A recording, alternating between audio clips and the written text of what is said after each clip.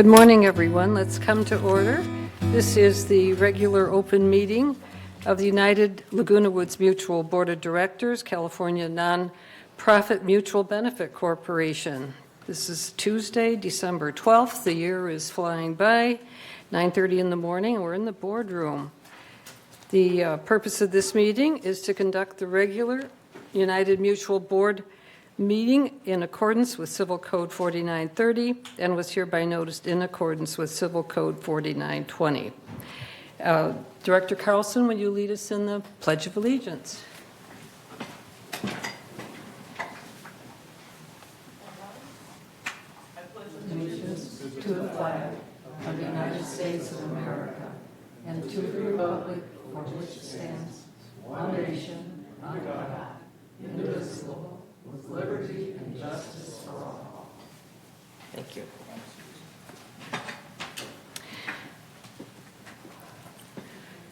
Is there media present beyond the electronic variety? I guess not. Thank you. Do I have a motion to approve the agenda as delivered? Second. Maggie? Second, Tony. Thank you. All in favor? All right, no objections? All right, thank you. Next, I'd like to see if we can get a single motion to approve meeting minutes from November 14th, the regular open meeting, November 28th, agenda prep meeting, then December 4th, special open meeting. Is there a motion to approve these as a group? Okay, is there a second? All right. Any objections? Minutes of those three meetings approved as submitted. Thank you. Report of the chair. I have some good news of various kinds to report to you. First of all, we have a wonderful continued representation by Cynthia Rupert on the VMS board. She was elected by the board of directors to serve as our third representative on the VMS corporate board. So we're very grateful for her expertise in representing us. And thank you all for tuning in and getting to know Cynthia a bit better. We had such wonderful candidates for the VMS position. It really was hard to choose. Secondly, the 2024 letter has gone out to everybody, citing your exact amount of homeowners assessments that will be due every month. Of course, the great convenience is if you're on auto pay, that makes it very easy. You don't have to do a thing to change the amount that's being deducted. That occurs automatically. Anybody who is not on an auto pay function needs to look into that right away. A third item that has been automated is the escrow for closings. The resale department under Pamela Bashline has implemented a really great convenience for the real estate agents and brokers who work in our community and facilitate the sales so that they can check the status of their resale online.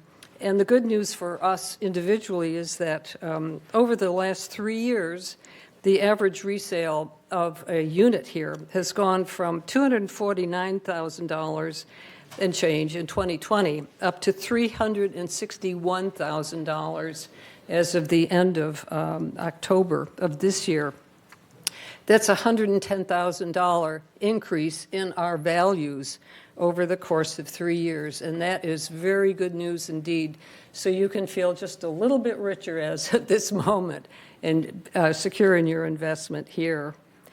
Fourth item on my list is the QR code for getting copies of agendas and minutes and so on.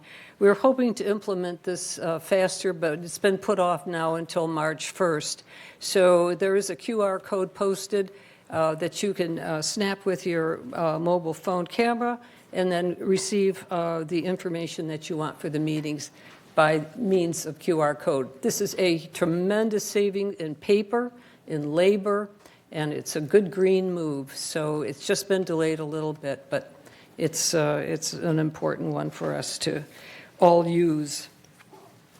Okay, that's it from me. At this point, open forum. Do we have some open forum speakers, Paul? Yes, we have 4 speakers today. First speaker is Ms. Gay Page. Okay.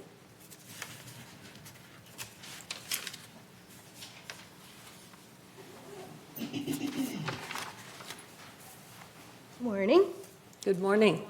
I'd like to apologize for any confusion caused by a mistake I made last month when reviewing the financial reports in the Green Books. Due to the way the budget is presented in different reports, I mistakenly added the $56.5 million in salaries and benefits paid in 2023 to the $116 million operations budget. That led me to state that the village had a 75% increase in budget from 2016 to 2023. That was incorrect. The increase was 25%. At the United Board meetings in September, October, and November, I requested that the board add an item to your agenda to give me the opportunity to do a comprehensive presentation and proposal of establishing a resident-driven ad hoc committee to conduct a business operations and financial analysis of village records. Today, I'm amending that request. Instead of adding this discussion to the January United Board agenda, it would be much more efficient to invite all the boards to the presentation. That includes Third, Towers, GRF, and VMS. I'm requesting that United take the lead in setting up the meeting and inviting all the boards. We have many large rooms in our clubhouses that could accommodate the meeting and allow residents to attend as well. Since bringing this request to the board, I've received many comments. I'll share 3. 1, no one believes there's a problem. The point isn't whether there's a problem. It's simply standard operating procedure for businesses and organizations to do deep dives into their operations and financial records every 2 to 3 years. This ensures they're maximizing their resources and operating as efficiently as possible. 2, your idea is too big. It's not that the idea is too big. Being limited to 3-minute soundbite presentations during open comments leads people to jump to conclusions because they don't thoroughly understand what's being proposed. 3, the union prohibits the village from going out to bid for landscaping, security, and other business operations. If the union truly is prohibiting the village boards from seeking the most efficient ways to use resident fees, then that warrants further investigation. It's time for village boards to start collaborating with each other and residents for the greater good of our community. Together, we can look for opportunities to streamline operations and create a more sustainable future for Laguna Woods Village. Thank you. Thank you. Thank you, Gay. Okay, our next speaker will be Marcia Hawkins.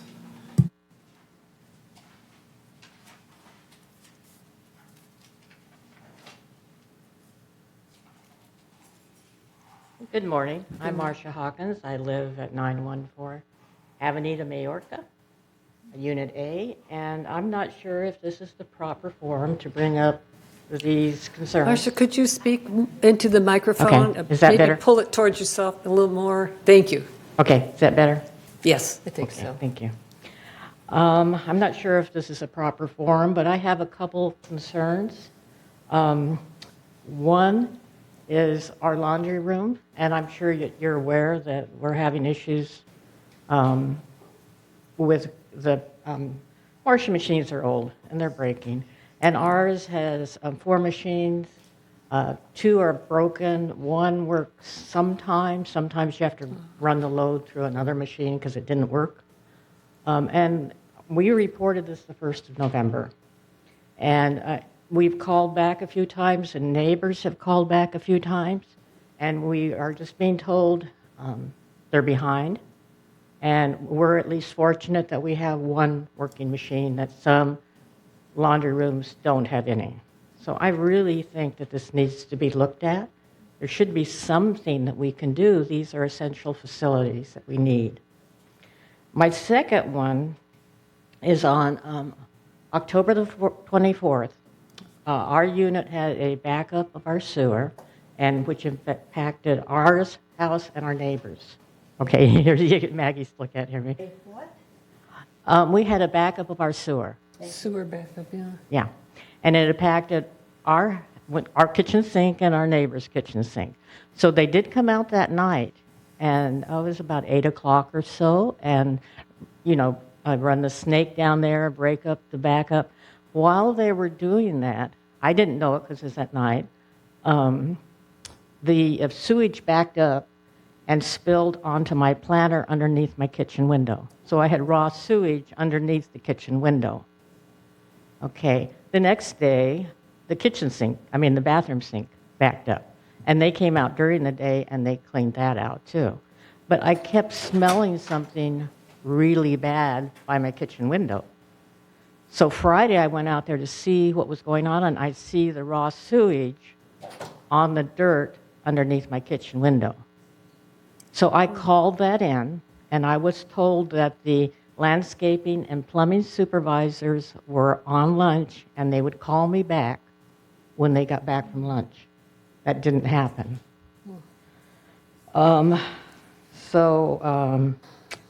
Let's see. I called a couple weeks later to find out what was going on, and I was told that my service request was canceled. Nobody called to tell me why. It was just denied. Okay. Is my time up? Okay, it still has not been fixed. Marcia, what is the number of that laundry room 151. Thank you. But the sewage is still out there. The sewage, okay. Thank you. Okay, Siobhan Foster has heard and will take appropriate action with the right person. Thank you. Yeah. The next speaker is Mr. John Beckett. Yeah.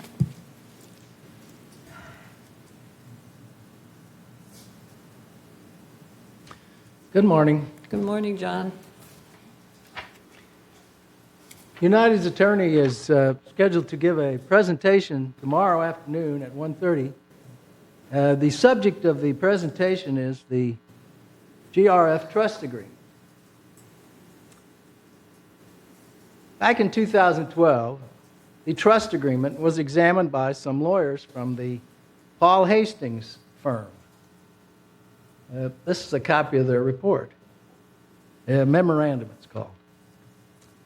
One of these lawyers, Rene Gabbard, is a state bar certified specialist in trust and estates law. The lawyers discussed many issues, but one issue they mentioned is particularly important and extremely urgent. The trust agreement declares, quote, "This trust shall, in all events, terminate 60 years from the date hereof, March 2nd, 1964. In other words, the trust will terminate 81 days from today." Some of you may ask, didn't we extend the term of the trust? The presidents of GRF and the mutuals passed this amendment in 2018. Its purpose is to extend the term of the trust for 20 years. That brings up the question, does the amendment supersede the trust agreement? The Paul Hastings lawyers said no. Quote, "The trust agreement can be amended upon the written approval of the trustee, GRF, and the mutuals.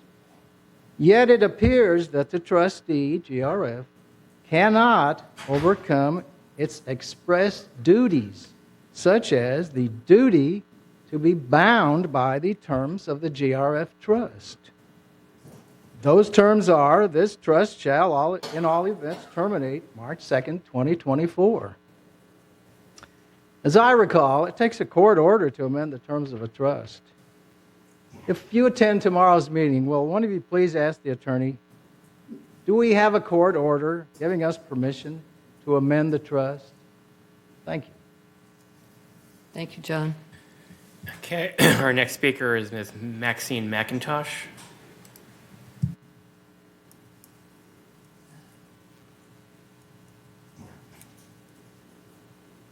Good morning. Happy holidays, one and all. Thank I hope you all will have someone you love to share those holidays with. It seems to continue to be our biggest one of the year. lifetime after lifetime. I am addressing something that we all hear a lot, and that is people referring to our United Mutual as an HOA. We're not, we've never been, we don't plan to be. It would be difficult to change and become an HOA. That means Homeowners Association. The O stands for owners. And I'm hoping maybe you'll get additional opportunities to correct people, and we'll begin to educate our mutual better, because we own nothing in United. Let me repeat that. We own nothing. We are given unlimited use of our manors. And we are on a 3-year lease, which nobody thinks about because the board automatically renews it every 3 years. But we are not a homeowners association. One thing that might help is if sometimes you might encourage people to even just read the heading on our agendas, where it says, Nonprofit Mutual Benefit Corporation. Maybe instead of referring to us as an HOA, it should be MBC, Mutual Benefit Corporation. But I'm concerned with people who keep saying, oh, our HOA dues are going up so fast, and our HOA problem with landscape is so evident. And I say, what HOA? Are you talking about Third? We don't have one here in United. We're a nonprofit mutual benefit corporation. So maybe you'll have some chance to kind of follow that up. The other thing that bothers me is people continually, it bothers me only because I want them well informed. I love my mutual, and I love my neighbors, and I love the people that live here, and I want them as well informed as they can be. I miss the boat quite a bit, but I keep working at it, and that is when they're talking about the assessment. Oh, our assessments keep going up. Can't we do something to slow it down? How much did our mutual assessment go up this year? Not even $13. Not even $13. My gosh. Compared to everything we have at our doorstep, at the end of our computer and telephone wires, it's amazing what we have for only an increase of less than $13 a month. It has nothing to do with whether we can afford the 13. It's what we have to do with a community this old. And when we have, over 400 employees who need insurance, who have to have their raises. So I think if we would just find ways to remind the community, you're not in an HOA. How many HOAs have you heard of that provide the services our mutual does, especially for original property continuously maintained in that state? So anything you can do to throw the glove in that direction would really be appreciated. Happy holidays. Thank you, Maxine. You're right as usual. Okay. Our final speaker is Mr. Andre Torn.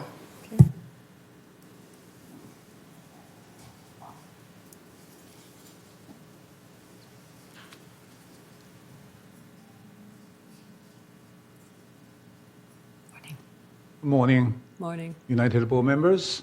I appreciate you spend your time. What? Is your speaker on? I don't have a speaker on. Oh, yeah, okay. Well, Yeah, I'm trying to speak, closer as possible. Other people sometimes complain that I speak too loud. Okay, hopefully, that's not the case in today's speaking. Okay. So my question today is, in August board meeting, our VMS CEO reported that there were 59,000 work requests submitted to VMS. If I extrapolate it, it's close to 100,000, over 100,000 work requests submitted. Understood there are some of them just questions, simple questions. Where are the how do I do this? How do I do that? Okay. But I would say that's if we can computerize it, establish some way in the system that will reduce a lot of manpower. Okay. I'm requesting that the board that probably should make VMS make this communication thing much easier for the residents. If it's difficult for them, if it's hidden somewhere else and it has to go through deep several levels, that's not good for them. Okay. The second thing is, I would assume there's probably 20,000. If it's 20,000, then we still have 80,000 worker complaints. Okay, really complaints tickets that are causing that we have to spend time on that. What I'm asking is, we need to establish some way to do it right the first time. Okay, these are the experts. Don't they know how to do it right the first time? That we have to make a call again and again. Okay, I don't believe there are 80,000 different requests. No. I would believe there are probably 200 different requests, or 2,000 requests, or 20,000. But 80,000 different requests. That's ridiculous. So there are a lot of repeated requests. Okay, is it possible that we find out how many repeated requests, the top 3 repeated requests, that we ask VMS to reduce them? That will eliminate another maybe 20,000 requests, because we've already found the problem to solve these requests before they even happen. Okay, and they will never come up again. I understand that customer service is our business. Customer satisfaction is how we rate our service. So please ask them to, and also I heard VMS staff executives say, customer satisfaction is intangible. We cannot measure them. No, that's totally wrong. Anybody knows that customer complaint is the way that we measure customer satisfaction. If there are too many complaints, way over the normal one, okay, it is, please, nobody else has the time. Okay, I request the time. So please don't show me the time. Okay, I understand that. Okay, but don't treat me specially, just because Andre Twin is speaking, now there's a time limit. Okay. So I'm trying to make my point short, but as the other resident comment, it's very difficult to speak only 3 minutes in sharing the whole idea of a concept, a new concept to us. I've never heard board members talking about, let's use complaints as a measurement of how your performance, VMS performance is. Okay, but there are ways. We know that customer satisfaction complaints is definitely a way to measure the performance of VMS. Why don't we do that? I understand the VMS say we have a survey. Okay, but let me tell you, I had 3 requests, work requests. 2 of them, I complained about their service. I didn't get a survey. One of them, I put in a very good service. Immediately, I get a survey. Okay, so I wonder what happened. Okay, maybe just one case. Okay, so, but the satisfaction of 90-some percent, 96%, 90-some percent of customer satisfaction versus 100,000 complaints. I can't believe that. Okay, 100,000 of 6,000 is about 16,000, or if you want to say that's different mutual, that's 7 requests per family, per house, or per manor. So there's something wrong there. Okay, I will try to finish up. Okay. I think you are finished, Andre. Thank you. We get the point. And look clearly. at how much we can save if we can reduce this one. Okay, let's look at it. There's no disadvantage on that. There's always benefit on that. Yes, we need you're to right. do that. Thank you very much. Thank you, Andre. Anyone, are there any others? No, okay. We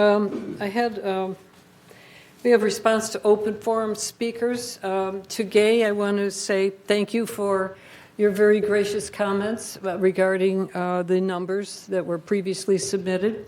And I understand that you have an open invitation from Diane Phelps, who is the chairman of VMS, corporate board, to come in and address us all. So if you haven't set that date yet through Diane, please do if you're interested in pursuing that meeting as a next first good step in the process. So anyone else responding to today's speakers? Yes.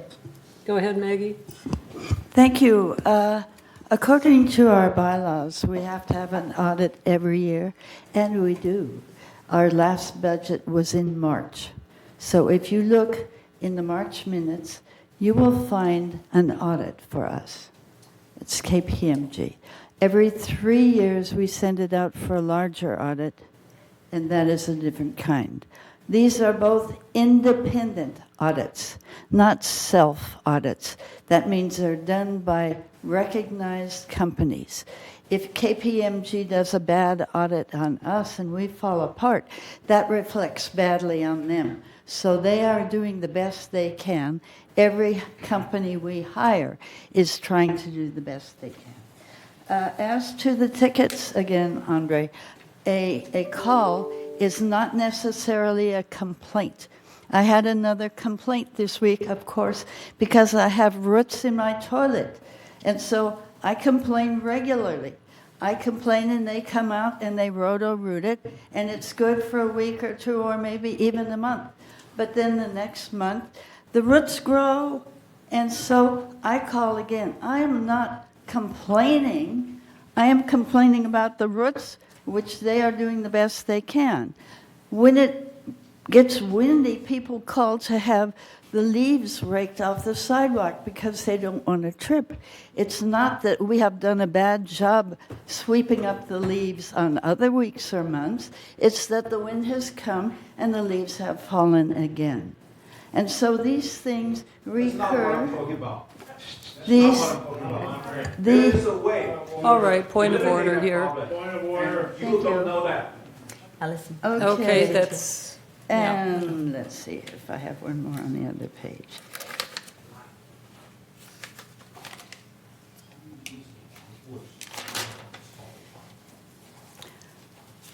A ticket is not a complaint. A ticket is a request for service. Thank you. okay, thank you. Pearl? Hi, I want to add something to Mr. Andre Huang's comment. And in a way, I agree with some of his comments, and I also understand where he's coming from. I have seen many surveys about VMS. It always over 90% satisfactory survey results. I think it's because it's based on those who responded. So that's how, that's one of the ways that the VMS determine what is the rate of satisfaction. And it's quite high. But also, being involved with the Resident Advisory Committee many years, I've seen many very real complaints as well, and the frustrations. And you know, first of all, we have to understand the size of our community and the age of our property. So considering everything, of course we have 10 or 20 or 30 people that are very frustrated. And a lot of them are not frustrated because of the service itself, but because of the communication. Somehow they get lost, somehow they don't get the response. Somehow the work started and it's left unfinished, and they don't know where to go from there. In many cases, I have found out that when the staff has finished, or some of the outside worker finished the work, they instruct the owners from this point on, it's the occupant's responsibility. And many cases, occupants choose not to accept that or not to go forward on their own, and they keep coming back for more services. And there are, of course, a difference of opinion as to how much VMS can do, what is our guidelines are, and residents' unwillingness to accept our policy. And sometimes they don't accept simply because they don't understand. So it needs more. So, you know, as a board director, I've been trying to spend more time with the residents and explain, and they do need explanation a lot of the times. And after they realize what our policies are, they agree at the end. Or sometimes they want to go forward for the hearing. And then when they come to the hearing, we go through with a fine comb, and we exchange our point of views, and we, most of the time, resolve it. So this kind of process, although why can't VMS take care of all this? Sometimes it is impossible because of the time and because of the different point of views and stuff, and because of their workload. So I think it's one of our function as a director to facilitate the communication and to educate VMS as well as the residents. And some of the times I found out that it's not the issue whether the work is done, but the difference of attitude. Sometimes the staff get very frustrated. Well, you can see here and here and here we did this. And residents simply don't understand it. And so for me, I accepted the role to get in between, try to clarify things, and I enjoy it. And I understand both sides. And for the survey issue, I do think that not only get the survey result based on the people who respond, we also have to look at the complaints, and I agree with that. And that would give us a more realistic picture. And I think that is a very good suggestion. Thank you. Thank you, Pearl. Okay. Yeah, Andre, please, time on this. Another response to open forum. Nancy, were you next? Thank you, Madam Chair. I actually have two quick responses. One, I support 100% what Maggie's saying about KPMG. However, that's really an accounting audit, and I believe what Gay is talking about is an operations and costs review. That's really separate. Companies periodically and every 3 years go through and take a look at operations, systems, and evaluate the costs and the best way to do it efficiently. And I believe that's what, I can't speak for Gay, but that's essentially my understanding of reading all the white papers on the ad hoc committee proposal. And the second thing is, to Pearl's point, we thought it might be useful to actually set up, I'm going to be, I guess, the hostess for the town hall for February. We thought we would take, it's a good opportunity to bring forth operations and how all of that, alterations, how that impacts the residents, what is your responsibility, what is the village's responsibility, and to be honest with you, many people don't even know where they can look to find out what has been altered in their unit, because at this point we're 60 years in, and some things may have been altered, 30 years ago. So just, be patient about that. We're putting that together, and I think it'll be very, very useful. Thank you, Nancy. Who's next? Mickey? Yes, for speaker number one, again, I'm very thankful for the correction. Whole mutual budget combined is not 75% to 25%. I think the figure, always the fact is very important. So whenever you have a question, please come to the finance committee. And last finance committee, Mr. Wormuth really explained very detailed how that value came up.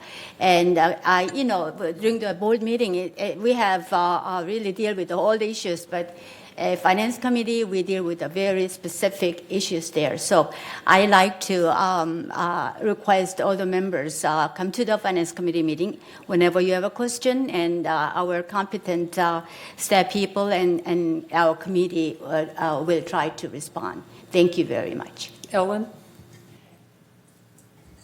I think all of us have responded to the point of operational and financial review. We need to do that for our management company.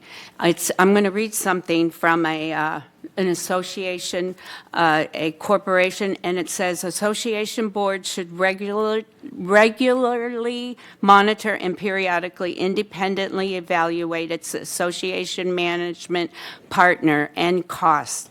This may be accomplished via resolution specifying periodic review, and an ad hoc audit and review committee may be appointed to spearhead the task and report to the board.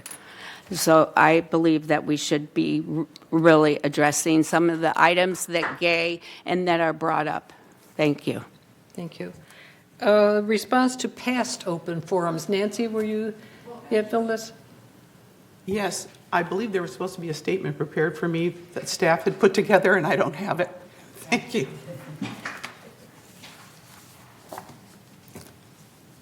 Therefore, you've concluded I didn't author it. As you know, sometimes it takes a little while, a little research to answer the questions that come up in open forum. Thank you. Yes, precisely. This was authored by staff, but many of the questions that come forward are things that the staff has to look up and address for us.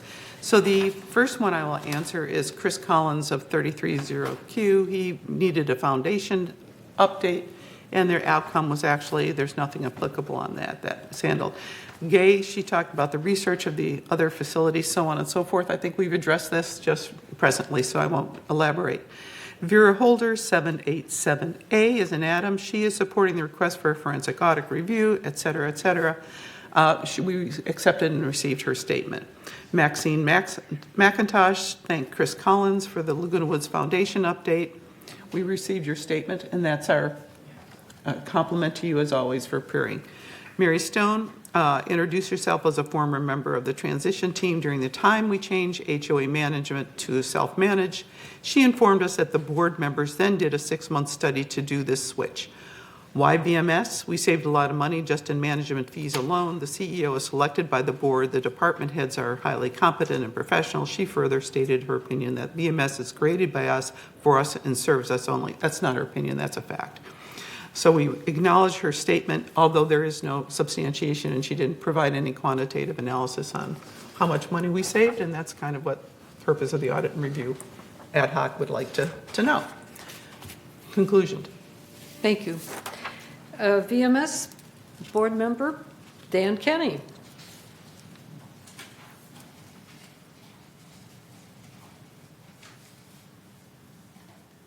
Many have not enjoyed the opportunity to serve with Andre on a board. I'd like to say that Maxine is, as always, is very enlightening and a joy to listen to. I'm Dan Kenny, one of the United Mutual residents who have been selected to represent our mutual and the VMS Board of Directors. At your last meeting, you selected Cynthia Rupert as your newest representative, bringing our representation from United to full strength. Cynthia has been a tireless worker on our board and will be a valuable representative for United. Since my last presentation, we have had several VMS board meetings. Last time I spoke about the winners of the Bright Ideas program for staff that was instituted this year. Since Siobhan will be discussing many of the topics brought up at our recent board meetings, I will focus on the progress of our companion program for residents. At our November 28th meeting, members of the committee, Rosemarie and Cynthia, discussed the program. A total of 59 ideas were submitted by residents. As you can imagine, with a population of over 18,000, it's not surprising that many ideas were presented. The premise of the program is to provide ideas to generate revenue and/or increase efficiency. After the discussion of the 59 ideas, a total of 4 were accepted. 3 of them were essentially the same, and they discussed inviting food trucks and vendors for a day, probably quarterly, within our community. This will bring in revenue as well as provide an event to bring residents together. The increased efficiency idea concerned around changing the way residents, particularly in United, can change a day pass to an overnight pass without physically going to the gate. Not only does it ease the process, but it saves gate ambassador time. During that meeting, the VMS board discussed and voted to continue the program for next year. Great. And hopefully we'll get many great new ideas. Finally, as a member of the VMS board, it is clear to me, particularly with changes going on in at least 2 of our local communities, that we are indeed lucky to have Siobhan and her excellent staff representing us. Thank you so much. Okay, thank you, Dan. CEO report, Siobhan? Honorable board members, President, I was hoping Paul would be here to put up my presentation. I think he stepped out in the hall with the president. Do you want us to wait and do the consent calendar maybe? and Yeah, come let's do back that, to you? please. Okay. Maggie, would you read the consent calendar for us, please? We're just doing a little alteration in agenda to accommodate reality.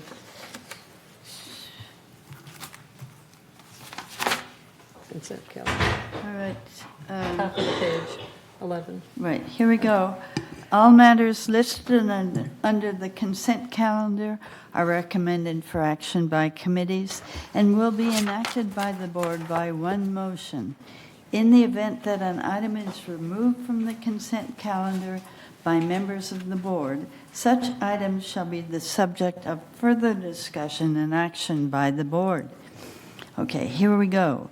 A, consistent with its statutory obligations under Civil Code 5501, a subcommittee of the board consisting of the treasurer and at least one other board member reviewed the United Laguna Woods Mutual preliminary financials for the months of October 2023. Such review is hereby ratified. B, recommendation from the Landscape Committee, no recommendation. Recommendation from the Architectural Control and Standards Committee, none. D, approve the review of the United Subleasing and Transfer of Trust by documents approved in November 2023, and such review is hereby ratified. E, recommendation of the Finance Committee, none. F, update committee assignments. So we have the committee assignments, all right, okay, in pink paper? Yes. And yes. So is there a motion? Well, let's go through the changes on the committee assignments, the ones in red only, please. Okay. And then we will have a second. Okay, Architectural Control and Standards is Anthony Liberatore Chair, Sue Quam, and Ellen Leonard. Maggie Blackwell is an alternate. The Resident Advisory Committee is Anthony Liberatore Chair, Pearl Lee alternate, and Ellen Leonard is also on that committee now. Next. For GRF committees, we have for the Purchasing Ad Hoc Committee, they're deleting the entire committee. Finance Advisory Group has been deleted. Okay. And you move the consent calendar as a group. Is there a second to the motion? I moved the consent calendar. Thank you. And Mickey has seconded. Any objections? All in favor? Very good. Okay, thank you. Thank you. Let's go back now to CEO update. Thank you, Honorable President, members of the board. This morning, I would like to share some key village updates, please. I'm going to start with the announcement that our new social services manager, Melissa Layrick, recently started employment here with VMS. Melissa is a licensed clinical social worker supervisor. She holds a BA in psychology from California State University Northridge and a master in social work from California State University Long Beach. Melissa has 15 years of clinical services work experience and is eager to share her passion and expertise in program design and community partner collaboration. As a reminder to all of our residents, social services may be reached at 949-597-4267. I also want to share the services offered by our social services division, and they're shown on the screen before you. These include comprehensive in-home assessments, resources and referrals, support groups, educational seminars, short and long-term care planning, counseling services, social isolation prevention, and a cognitive health program. All services offered by social services are strictly confidential. And again, I know the holiday times can be difficult for some, so we encourage our residents, if they need help, to please reach out to social services. Our new landscape manager, John Cox, also recently started employment. John comes to VMS with 30 years of landscape management experience, having served as landscape supervisor for the University of California, Irvine, a senior account manager for Valley Crest Landscape Company, managing accounts for the Shady Canyon and Turtle Rock communities, among others. He was a branch manager for Brightview Landscape Service, the largest commercial landscape company in the United States. At this time, I do want to thank retiring landscape manager Bob Mergette, who has served this community tirelessly for the past 15 years. And please join me in thanking Bob for his outstanding service over his career here in the village. I'm also pleased to announce that Alan Grimshaw has been hired as Manor Alterations Manager. Alan brings 27 years of professional construction and architectural design experience to VMS, including oversight for commercial and residential structural, exterior, and interior building renovations. He has experience as a licensed contractor, supervisor, and construction project manager for all aspects of work with general contractors, subcontractors, engineers, and interactions with community staff and residents for various senior living residential complexes. And just a reminder for residents to register their holiday guests ahead of time to avoid having them wait at the gates this holiday season. Dwelling Live is the easiest, fastest way to welcome friends and family to the village. The app's user-friendly interface allows residents to send guests and vendors passes via email or text 24 hours a day using a smartphone, tablet, or computer. Visit lagunawoodsvillage.com/passes to register or log in. If you are a resident who has not received an email with login instructions, or if you do not know what email address is on file with Resident Services, email residentservices@vmsinc.org or call 949-597-4600. The app can be downloaded at the App Store or Google Play. Residents may also call gate clearance at 949-597-4301, but we really encourage our residents to use the electronic system. As you may have read in the recent What's Up in the Village, our Maintenance and Construction Department is seeking volunteers.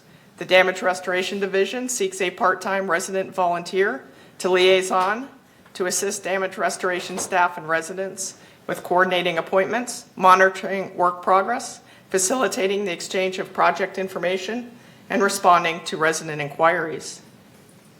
The Manor Alterations Division is also seeking part-time volunteer concierge is to be the first point of contact for the Manor Alterations Division after kiosk check-in, to provide information and project status updates, to direct customers to Manor Alterations or the appropriate department as necessary. Interested persons may find the description and application links in What's Up at the Village or at lagunawoodsvillage.com/news.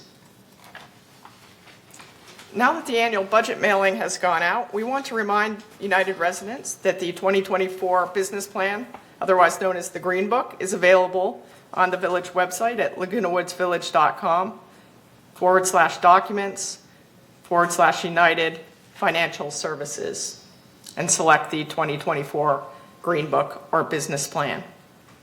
Also in the recent What's Up in the Village, we shared basic assessment information as shown on your screen.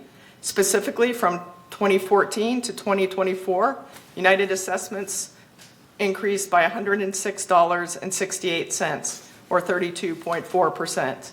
This represents an average annual change of 2.3%.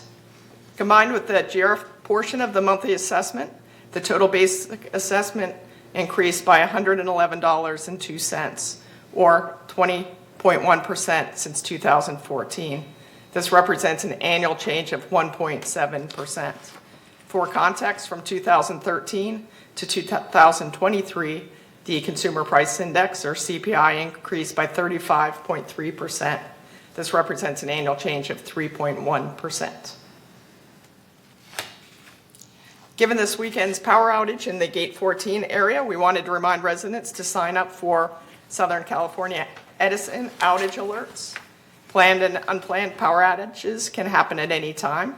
Edison recommends that village residents register to receive direct alerts and updates, and you can register at sce.com outage center outage alerts. Other resources are available at the SCE Outage Center including the ability to view an outage map and follow outages on this map, and to learn how to prepare for a power outage, including outage supplies and a home preparation checklist.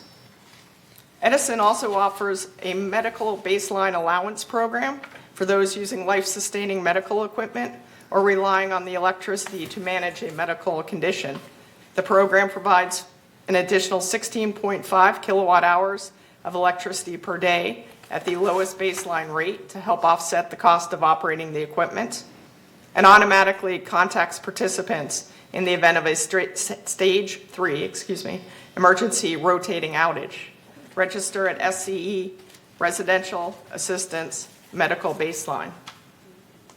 Residents are also encouraged to subscribe to Code Red, the village's emergency notification system. Visit lagunawoodsvillage.com and select the Code Red icon in the top left corner.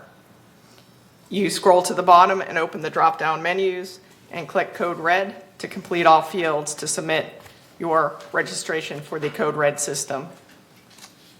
Another option is to request a hard copy of the Code Red form at the concierge desk here in the community center. And again, this will loop you into the village emergency communication system. I also want to share an invitation for Santa Paws pet photos. The Santa Paws photo opportunity is at the Equestrian Center with Santa, played by first Vice President Jim Cook. This occurs on Saturday, which is December 16th, between 1 and 3 p.m. Please bring your smartphone and staff will snap a photo of your pet with Santa. And I want to conclude by highlighting the exciting 2024 season planned at the Performing Arts Center, featuring the 2024 season headliner, Pat Boone, on October 19th. Also, ABBA Fab, a stunning tribute to the music of ABBA on February 15th. A Neil Diamond tribute with Rod Garrett on March 23rd. And tickets for the season are available online and at the PAC box office. That concludes my update this morning. Thank you very much. Thank you. Questions for Siobhan from the board? Anything from anybody? Nancy? Quick question. There were some issues with Dwelling Live being able to use the app. I don't know, did they fix the problem? Because I haven't been able to. I'm not aware of any difficulties, but I will double check. Okay. Ellen? Let's see, Dan had mentioned that you may do the day pass to overnight pass without having to go to the, because my son will have to drive to the gate if he stays the night, so. That is one idea that they received in the resident Bright Ideas program. So if implemented, yes, that would happen. But again, it's an idea at this point. Oh, it's an idea? Yes. Okay. Maggie? Yes, you need to know that you still need to call in if your guest is coming through gate 12.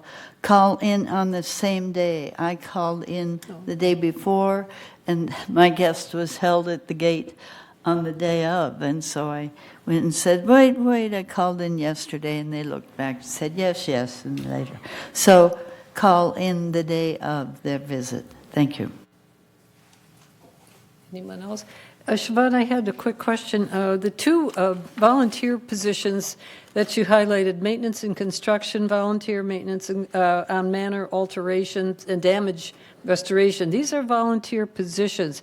How many hours, how do you envision that working? Because this is something new, isn't it? Yes, and I get the specifics, and I'll share those with the board. Oh, okay. Thank All you. right. But this is interesting when people talk about wanting to do something important, something that they can volunteer for, which is important to the village. These are two opportunities, and it's, I think it's something that a lot of people would be interested in doing. Thank you. Thank you, Siobhan.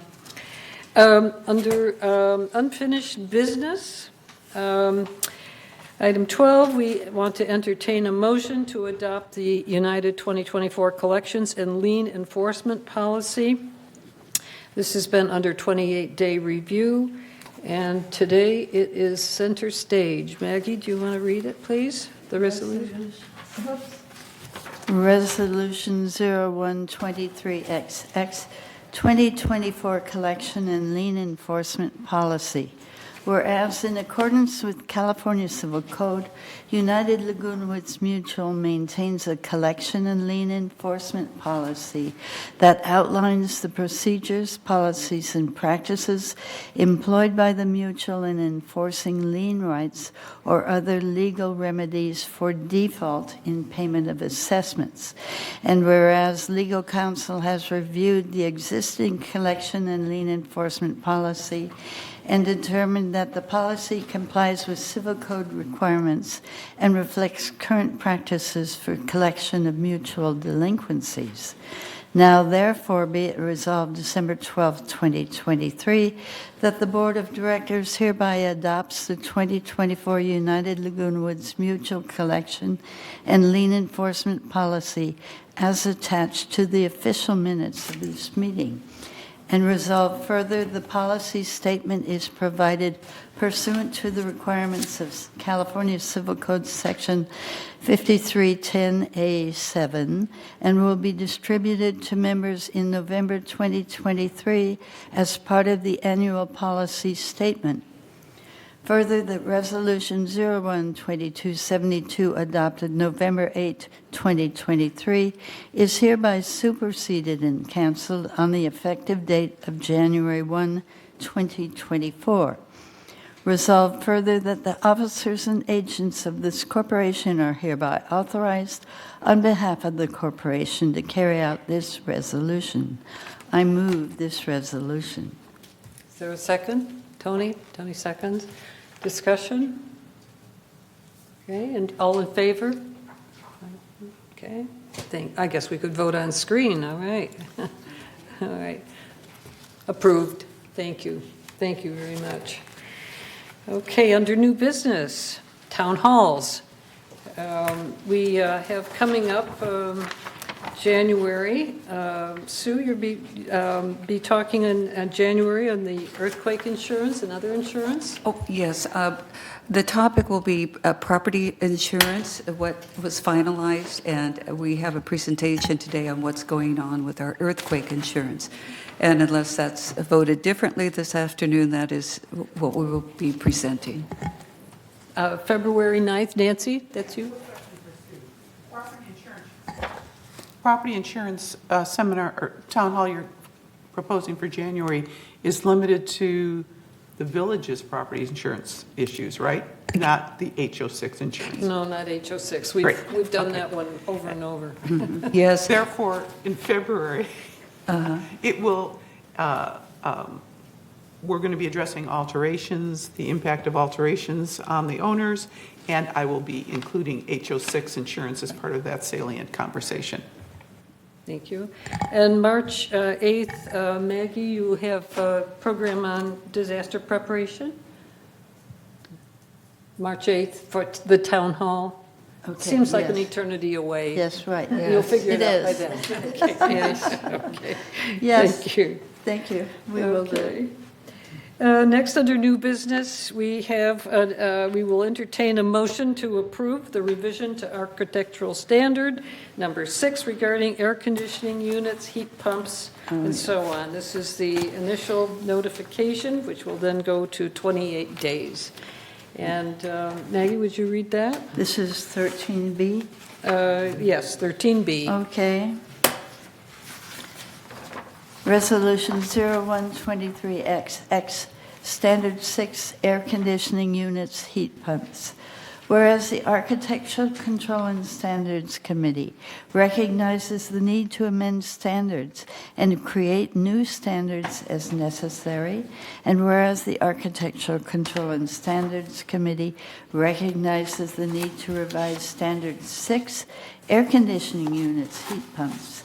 Now therefore be it resolved January 9th, 2024, that the Board of Directors of this corporation hereby adopts Standard 6 air conditioning units and heat pumps as attached to the official meeting minutes, and resolve further that Resolution 01-1858, adopted June 12, 2018, is hereby superseded in its entirety and no longer in effect, and resolve further that the officers and agents of this corporation are hereby authorized on on behalf of the corporation to carry out this resolution as written. I move this resolution. Is there a second? Tony, thank you. Discussion, and I see we have Bart Mieha here to answer questions about the changes that this resolution will bring us and the improvements, undoubtedly. Madam President, yes, I am available to answer any questions that you may have. I'd like to make just a brief introduction to the item. As you know, air conditioning units are some of the most visible alterations that a member can make. We have an existing standard that has been in effect since last updated in 2018. So the proposed revisions that you see before you include updated language to include new innovations, new requirements, such as the reduced noise or getting the unit that is most appropriate for a particular manner. Its installation, minimizing the impact, both visual and physical to the buildings, as well as opening something that had been restricted for quite some time, and that is the removal of sleeves when they no longer use the through-the-wall units. We believe now that contractors have sufficient instructions and sufficient training to be able to perform these repairs and blend them in with the rest of the building so that those unsightly sleeves that remain behind can be removed. With that, I am available to answer any questions that you may have. This is going to apply to new construction, new installations. How about retrofitting? Is there any plan to inspect and require retrofitting? So this will apply to new installations? New installations? Yes. Yes. Nancy? Related to this, we've talked previously about being able to post our resolutions on the webpage, and I don't know if we're capable of doing that. It's really useful, and this is one that I think would be of interest to their members. All agendas are posted on the website, and that is one of the features are the resolutions. Well, we actually talked about calling out just the pending resolutions that were there, so that people didn't have to dig through the meetings and the minutes, et cetera. In other words, just a brief statement of the existing resolutions. We've talked about that before. This would be useful if this starts, and I could understand if we don't start until January, say. It's certainly an item you're going to want to work into your presentation on alterations when the time comes. Ellen, you were next? Yes. So Bart, you're talking about the heat air pump? Is that what you're talking about, to remove this, if they're not using it and they put in a central heat and air? Is that what you're saying? That would be one of the examples. There are some existing installations of through-the-wall units that are all they are being replaced, either replaced entirely with a condenser unit, an HVAC package, or with more compact, what are these called, PTAC units, and that will leave a space or a frame around it. But the proposal is that they fill any space, any openings, and match the existing surface that is attached to, whether that is stucco or wood siding, so that it blends in and it doesn't look tacky. Okay.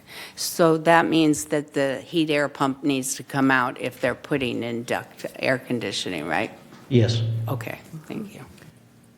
Other questions, concerns about this? Radiant heating, Bart, there's some units in the community, of course, that still have overhead radiant heating, which Correct. So that remains, that is, if it remains unaltered, that is the responsibility of the mutual, and we continue to maintain that. Okay. So these units would replace that radiant heat that is currently in those manners. One thing that we make sure and we make it clear is that with any of these alterations, that if you do remove that radiant heat, that there has to be an alternate heat source for the unit. What would that look like? What do you mean by that exactly? So if the radiant heat is damaged or replaced, then the new unit will have to have the capability of providing both heat and cold air. or include something that will provide that alternate heat source to the unit. Okay. Nancy? Is that what they call the mini splits, that system? That is one of the systems that is available. Tony? Thank you, Madam President. I'd just like to let the people at home know that if you go onto our amazing website, under documents, I believe, and correct me if I'm wrong, Siobhan, you go down to operating procedures, and under there you'll see there's a whole list of standards, 1 through 44, that apply directly to your manor and how and what is expected of you. So if you go on our website and go down there, it'll answer all your questions. It's everything there from 1 to 44, I believe. Am I correct? Yeah. Okay, thank you. Okay, thank you. Ellen, one more question? Bart, what does a radiant heat look like? I mean, is it just coils that go in, because it's in the ceiling? It is a grid type of system. Okay. It's a very tight grid, and that's what we warn members not to drill into it, as if you drill or you damage a portion of it, it will no longer function. But it is a grid type of heating system. Okay. All right, thank you. Okay, any more questions? Are we ready to call the vote then to approve? Yes. One more? Okay. Myself and others have asked about the radiant system. Mine works, but we requested thermostat changes and said they can't change the thermostats. Is that accurate or inaccurate? I would have to Okay. check with our maintenance division to see what will be required to update or replace the thermostat. Thank you. All those in favor of the resolution, ready to vote? Please vote. In favor? Okay, looks like we have a unanimous vote to approve this. This is go forward. Thank you. Okay, great, thanks. We are ready for our guest speaker, but he is scheduled at 11 o'clock. We are doing so well today on our, we will move ahead, and at 11 o'clock we'll interrupt whatever's going on to get Mr. Phil Pluta to talk to us. So, Mickey, are you ready to do we'll start the committee reports with Mickey's financial report. Director comments? Sorry, do we want to start with director comments first? before we go to Okay, all right. Do we have any director comments? Tony, thank you. Yes, I'd like to ask Siobhan, on that website I just talked about, at the bottom, there was an item called traffic rules, and it's been, when I click on it, it says, oops. So it's been taken down. Do we know why it's been taken down? I do not know, but let me check on that and get back with you. Thank you. Okay, Nancy? I just want to amplify something on the Easy Pay in order to encourage people to do it. I've had people ask me, if you have some sort of assessment, is that taken out on Easy Pay as well? No, the funds, and Siobhan clarified for me, that is not the case. It's just your monthly assessment that you're setting up for automatic debiting. Okay. Let's see, who's next? Vidya, did you have anything with director comments? No, not now. Pearl? Do you have any director comments now at this point? Yes. Well, my comment is I attended the December town hall meeting, and I found that the most directors participated among all the town hall meetings I've attended last year, and I'm very, very glad to see the effort for all of our directors participating in these events, and I'm looking forward to next year. We're going to have a great year of working together. Thank you very much. Thank you. Sue? Yes, I want to address the members who came today and spoke about their concerns. And it is very reasonable for you to expect to have washers, dryers, sewer lines working. Those are reasonable requests, and we hear you. And we do want to help you with those.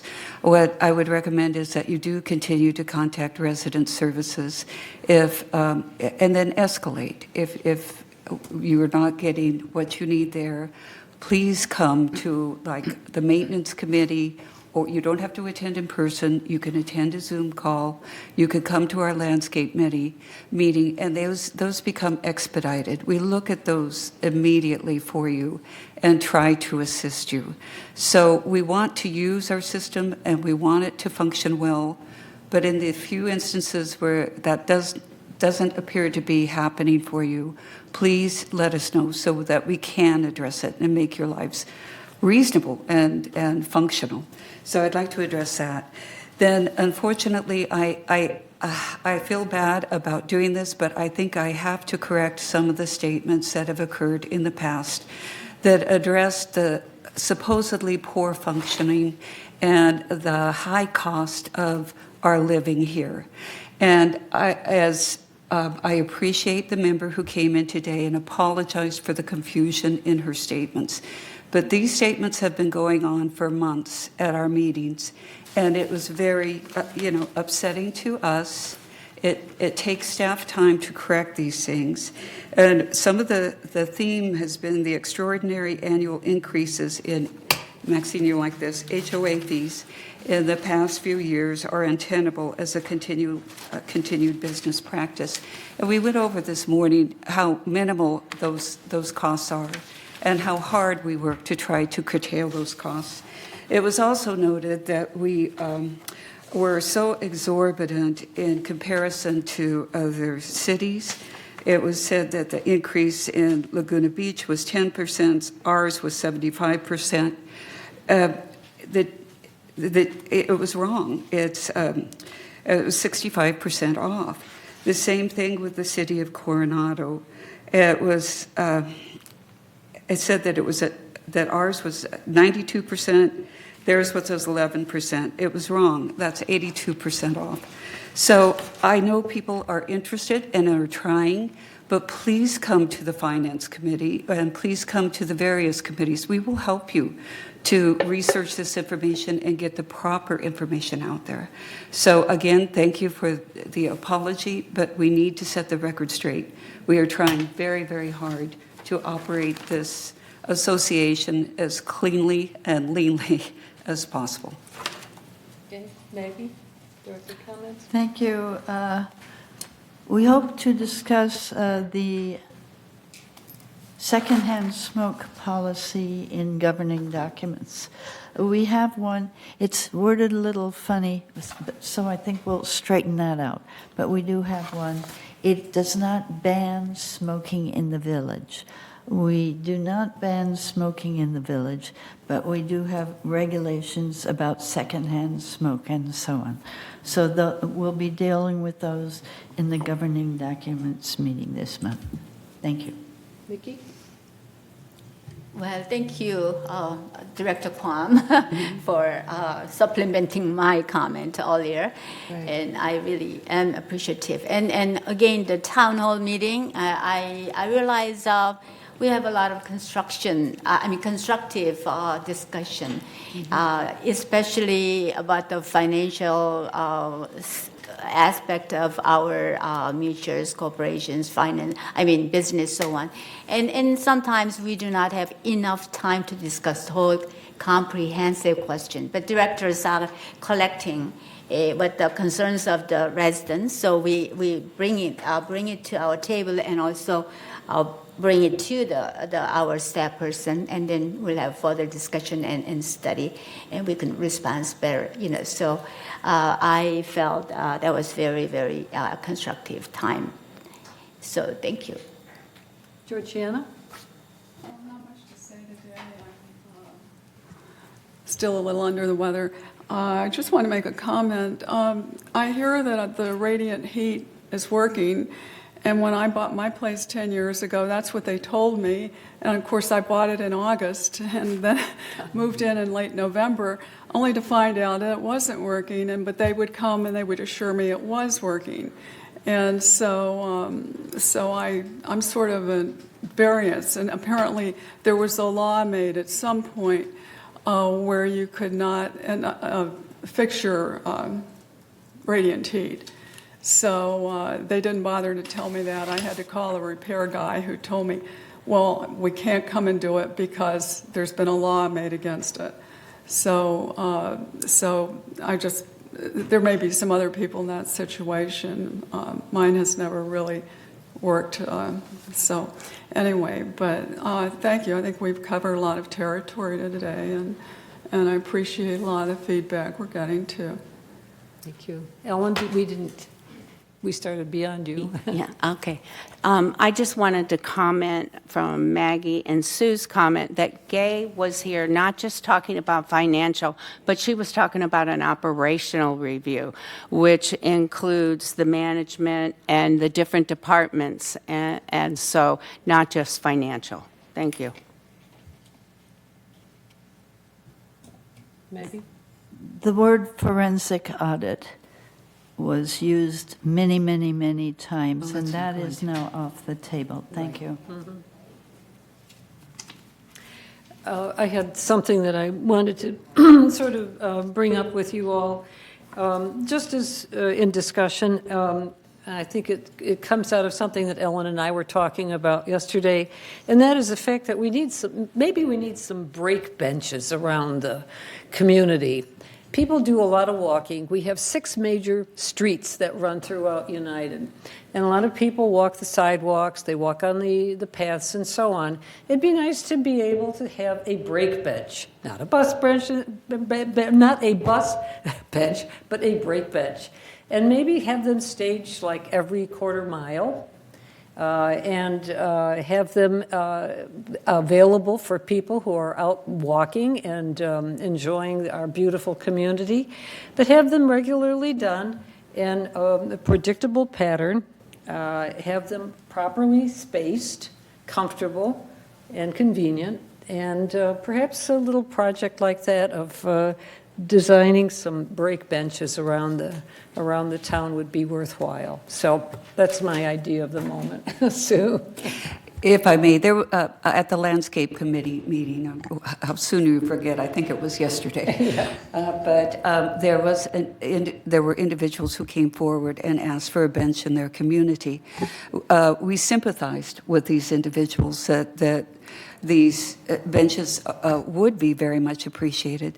We have cul-de-sacs, many, many, many cul-de-sacs and areas where people would like to have these.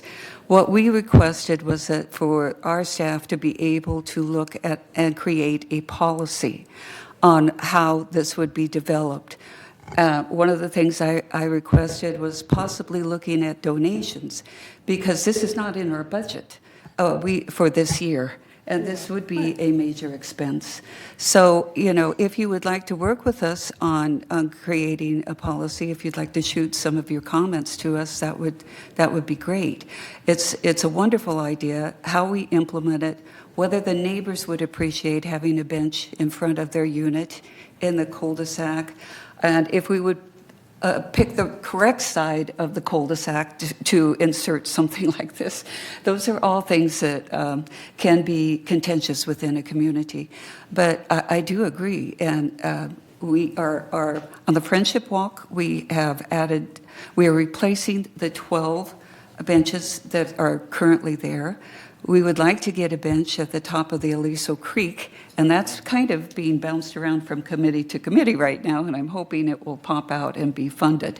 So we do understand this. We also need to take into consideration, we have asked people in the past, what about donations for putting out benches?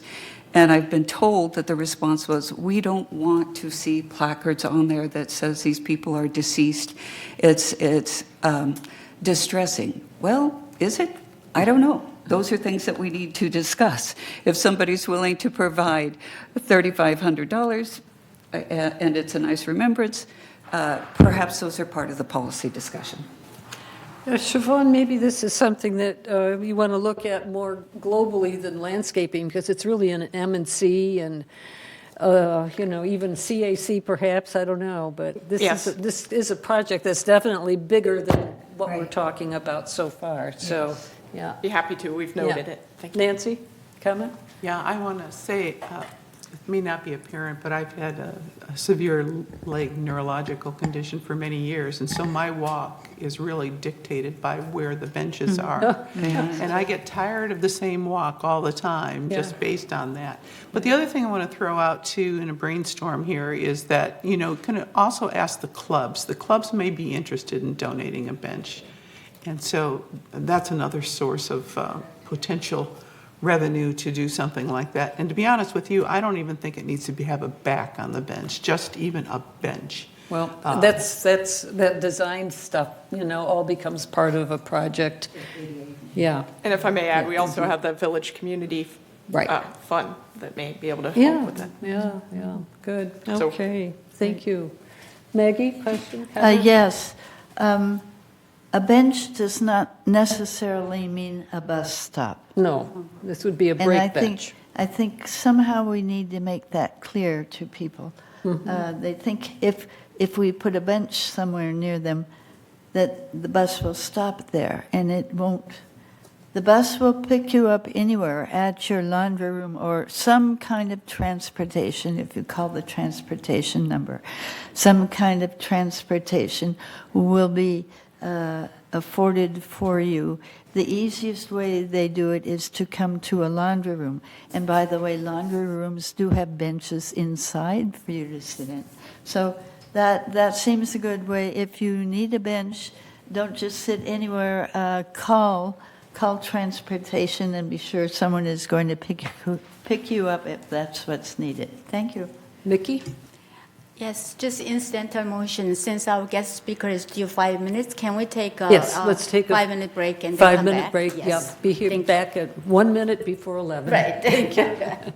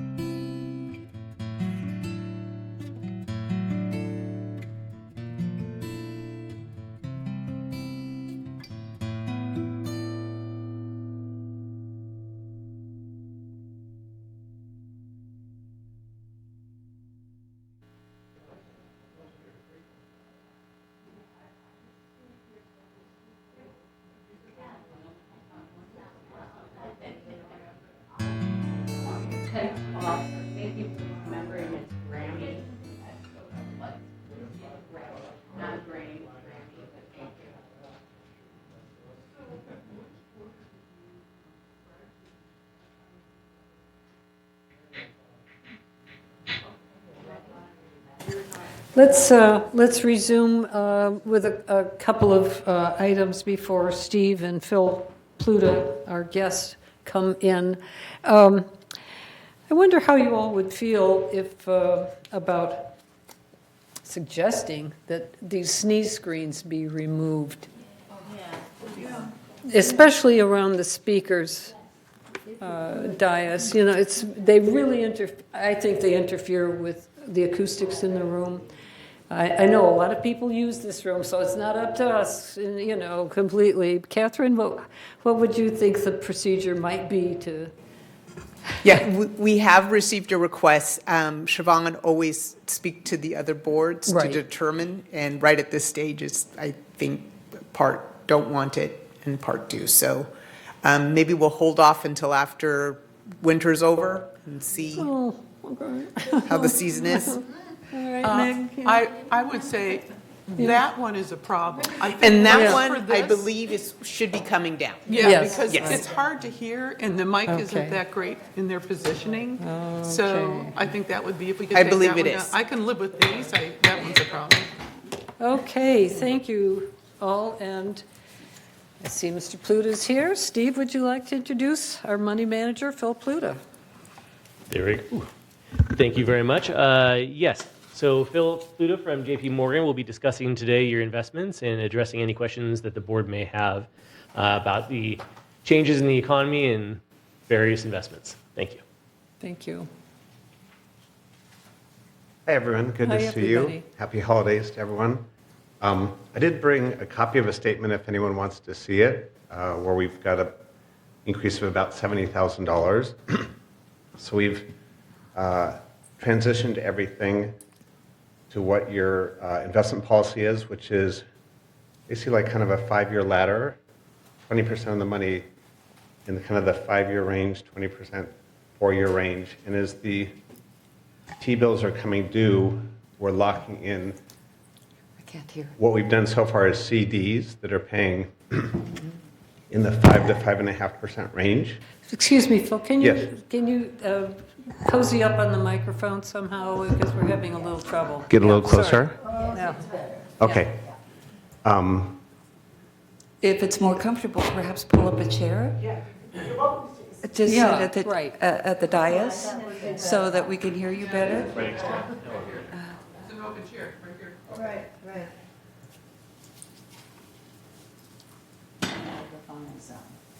And turn on the microphone. It's on. Can you hear me okay? Oh, yes. Okay, better. Okay, so I'll just kind of start over. So I brought a statement which shows we have a 70,000 increase.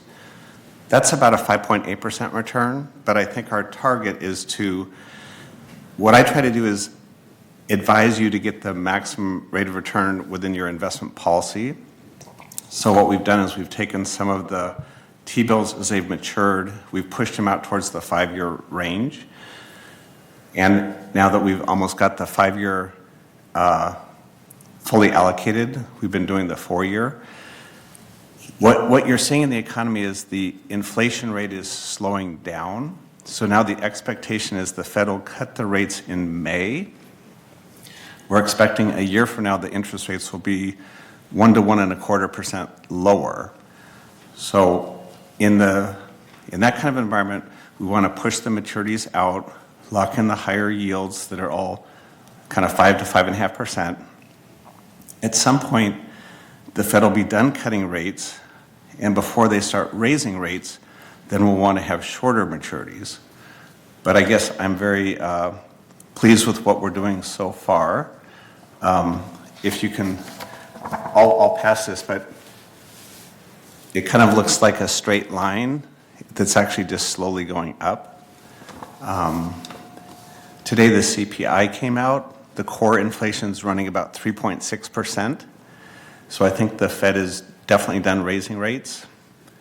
It's just a matter of when they'll start cutting the rates. And again, the expectation is they'll start cutting the rates in May.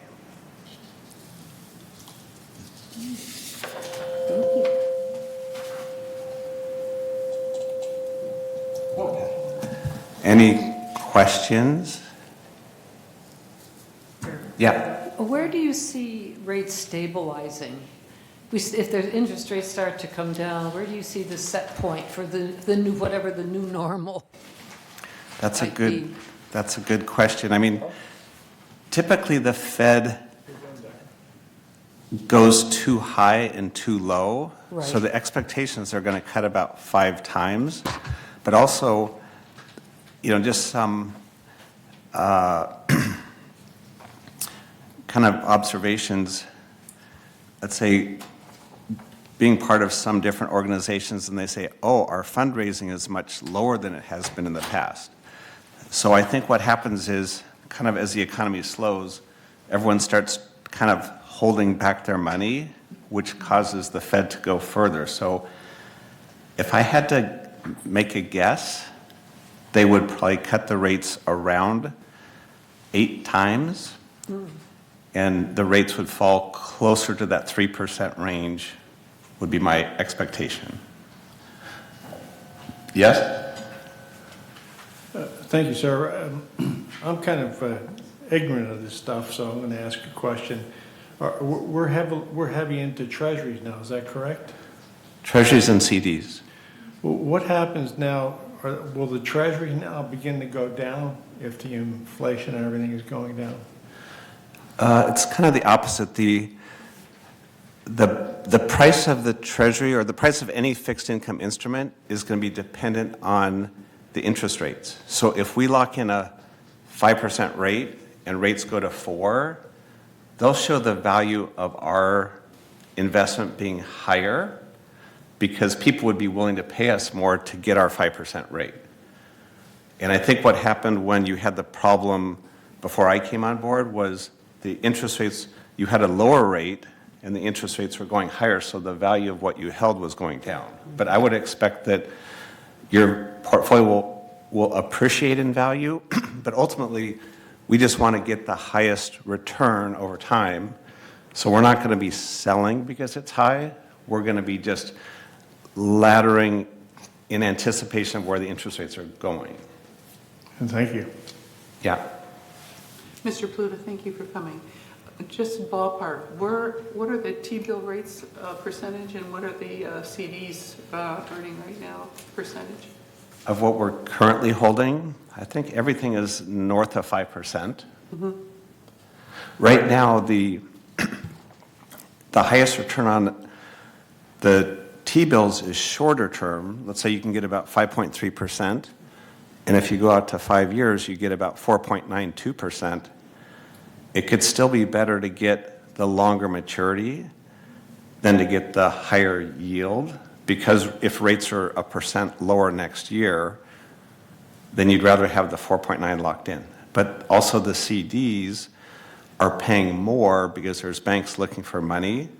So the 5-year CD is probably in the 5 to 5.25 range, where the 5-year T-bill is around 4.9.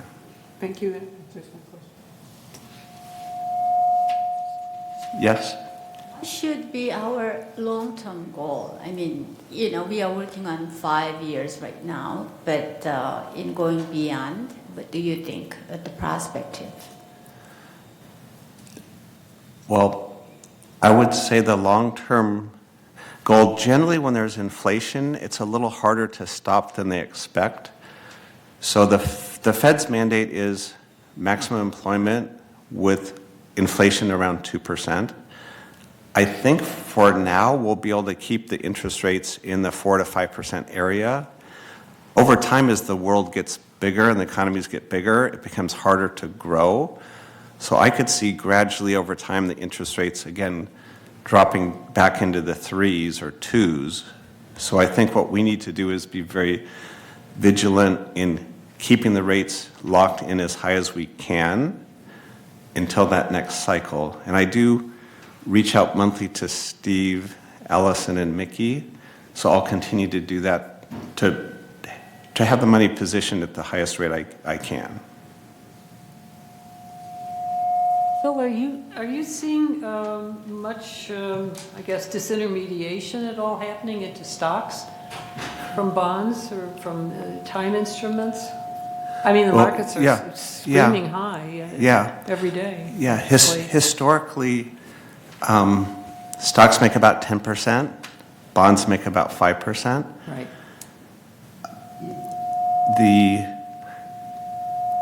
A lot of, well, let me just say this as a general. You guys have, because you're fiduciaries for the HOA, you have a mandate and you can only buy government-backed CDs, basically the highest rated instruments. But for a normal investor, I think a lot of people make mistakes. So last year, they were delighted to get 5%, so everyone wanted to lock in 5%. But as you know, this S&P 500 is up 20% this year. When it comes to investing in stock, bad news is good news. And the reason I say that is because as the economy slows, the Fed changes from raising rates, which is what they did the other year, to lowering rates and providing more liquidity. They're trying to keep the economy growing. As they do that, the earnings grow. So our expectation is the S&P 500 earnings will be 260 times the multiple, which is 20. I believe the market will be up 12 to 15% next year. And other thing that people tend to do is the mistake of, I'll call it chasing performance. So if the last year they've been putting all this money into CDs and treasury bills, and then they see the market's up 20%, some portion of the people will say, why don't I put 5 or 10% of that money into the market? And, you know, in the beginning, the market was at its low October of 2021. So at first they don't really believe, and then later they can't help themselves. Like, let's say it goes up 20% this year, 12 to 15 next year. The third or fourth year, they're literally calling, I want to put the money in stock. I could be saying, now it's too high. But right now, I think the Fed is just beginning to provide more liquidity. So I could see money going from the fixed income into the stocks. But I think stocks and bonds will both do well. If you have a 5% return and rates go to 4%, your bond price will appreciate. You'll be happy with your 5%. And for the stock investor, I think they'll probably get double the return. So that's my view. And I am a portfolio manager, so most of what I do is managing money for people, not just HOAs. You know, as a housing mutual, of course, we not only are responsible for overseeing prudent management of reserves, but of course our own budget every single year. And the sectors that we have to care about a whole lot are the housing sectors and the materials and supplies that go into maintaining housing, a housing cooperative. What sectors do you see as looking ahead to when we start doing our 2025 budget? 2024 we're already sort of locked into, but we'll be before long looking at 2025. And what kind of price increases in what sectors of the economy should we be wary of, particularly as a housing cooperative? Can you give us some ideas about that? Historically, as the economy slows, the price of kind of the raw materials and commodities comes down. Mm-hmm. Right now we're seeing the energy prices coming down. So I think that to the extent that you have to buy steel or wood or something for some of your projects, I could see those prices actually coming down some. But because of the inflation running in the 3s, I could see all of your service costs rising probably in that 3 to 5% range. And that's going to be a little bit stickier. So I would be a little bit more sensitive to expectation of my service costs going up. And I would think that whatever happened on your kind of more material costs, I could see those staying about flat or coming down a little bit. Make a note, Steve, when it comes to budgets.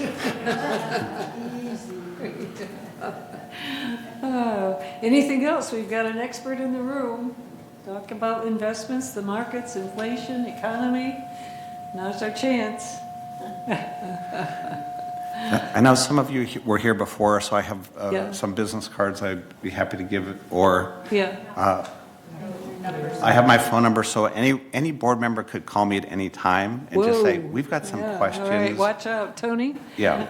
Just a point of information, is China still the largest purchaser of U.S. treasuries? That's a good question. I don't know if they are or if Japan. I think Japan may be even bigger. And it's interesting because I have Chinese clients, and the Chinese clients are saying that things are really bad in China. The government has become more communist, and so their unemployment rate has gone up dramatically. The confidence in the economy has gone down a lot, and even a lot of American and European companies are pulling out of China. So I think that could be a little bit deflationary, because obviously China will still be trying to fight for business, but they may have to cut the cost. So is Xi Jinping guy threatens to dump American treasuries? Would that impact the market? I don't think it would be a problem. I mean, in a way, the U.S. government bond market is the biggest market in the world. It's the safest. I mean, sometimes, even though we probably all recognize there's problems in America, I call it the cleanest ship in a dirty ocean. So I think there would be plenty of buyers if China were to, and China's got their own problem. Their debt was just downgraded.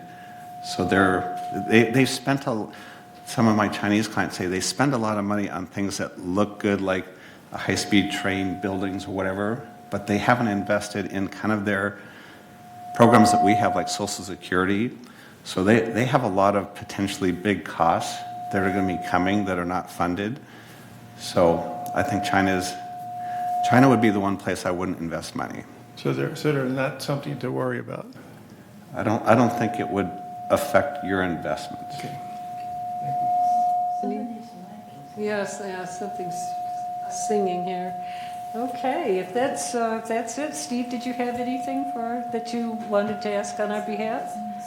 No? Okay. Phil, thank you so much for coming. We really appreciate it. Appreciate the work that you do and Sure. your efforts to keep, our bond prices, bond rates high. Would anyone like a card? Or I know my phone number's on that stick. Would you leave them? We'll be glad to Okay. have them. Thank you. Thank you. Thanks a million. Thank you, Phil. Okay. And Nikki, now? And now back to our reality of Finance Committee.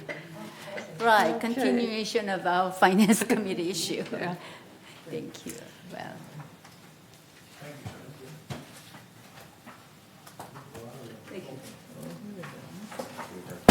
Thanks very much, Phil. Thank you.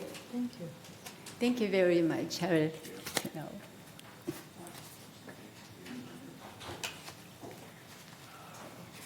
All right. Our Finance Committee met November 28th.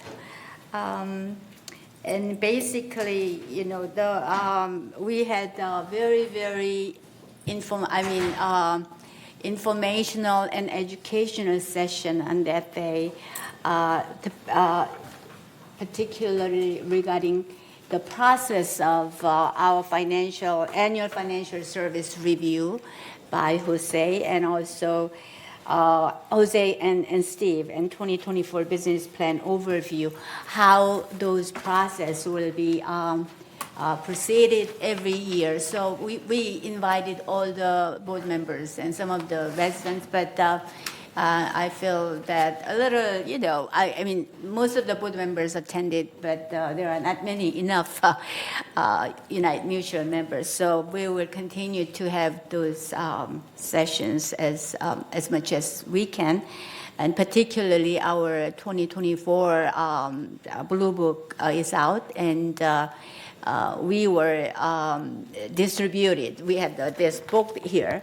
Any person other than board members, we cannot provide the colorful book free, but black and white copies will be available by paying $10 for anybody. And also we need to get it download from our website. December meeting is unscheduled, which means that December 26th is Christmas vacation, so we will not have any Finance Committee meeting in December, and the following meeting will be January, January the 30th, 1:30 p.m. And we talked about, our Finance Committee talked about the schedule, regular schedule for next year. We found out that other mutuals, other boards, GLF and third board mutuals, the Finance Committee meet every other month, and we were the only one who met every month. And then we found out it is not necessary unless we have any emergency issues that we can always call the special meeting. So we decided to meet every other month. So after January, it's going to be May, and it's the last Tuesday, 1:30 p.m. All right. Now let's go to our financial report.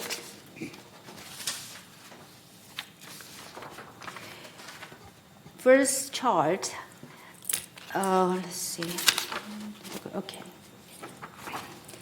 Through the reporting period of October 31st, 2023, total revenue for United was $42,916,000 compared to expenses of $43,605,000, resulting in net expense of $689. So it's in red. And slide 2 shows, in finance, we keep a close eye on the operating portion of our financial result. The operating fund without depreciation shows an operating surplus of $106,000 through the reporting period. This chart shows how much of our revenue went into operations with $19,765,000 coming in from assessments and $1,242,000 coming from non-assessment revenue.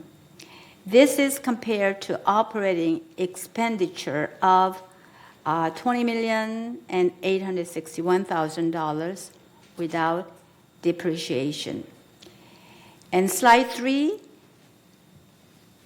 chart takes the full income statement and compares those results to budget. We can see the United ended the period better than budget by $797,000 when combining both operating and reserve savings. And next slide, the most significant variances from budget were attributable to the following. First, employee compensation, $1,507,000. Favorable variance resulted primarily in the landscaping and maintenance and construction departments due to open positions we've been mentioning many times. And impacted areas include grounds maintenance, irrigation, tree maintenance, minor alterations, plumbing, and interior components. Recruitment is in progress to fill in current open positions. And grounds maintenance contracted shrub bed maintenance to outside vendors for the pruning and weeding cycle as they continue to fill open positions. And the next green bar you can see is investment income, $444,000. Favorable variance, I mean, we already saw some of our investment portfolio there. But favorable variance result from higher rates, return received on Treasury bill and CD investment than anticipated at the time of budget preparation. And outside service.